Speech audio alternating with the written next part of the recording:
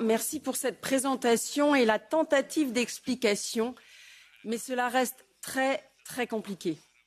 Et avouez qu'à l'heure d'une demande de simplification, nous sommes pour le moment plutôt proches de ce qu'on appelle en France l'usine à gaz.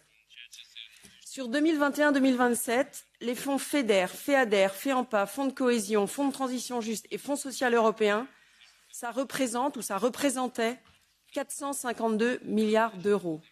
Si mes informations sont justes, le FSE seul, c'était 100 milliards.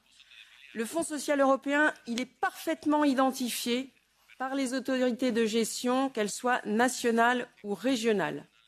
Mais demain, tel que les choses nous sont présentées avec le MFF, cela devient totalement flou et le FSE apparaît totalement dilué.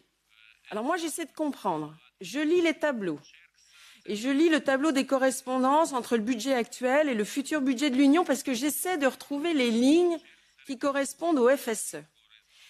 Je viens de vous écouter.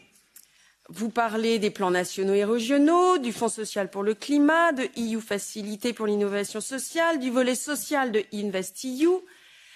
Au total, je ne vois pas où sont demain ces 100 milliards et peut-être davantage parce qu'en matière sociale, les besoins sont là. Et puis, comment va s'appliquer le règlement performance à la question sociale? Alors là, pour moi, c'est, comme on dit aussi chez nous, totalement kafkaïen. Je cite « Un suivi harmonisé de la dépense et de la performance. Le règlement performance met en place un système unique qui permet de classer chaque dépense dans un domaine d'intervention via des coefficients européens.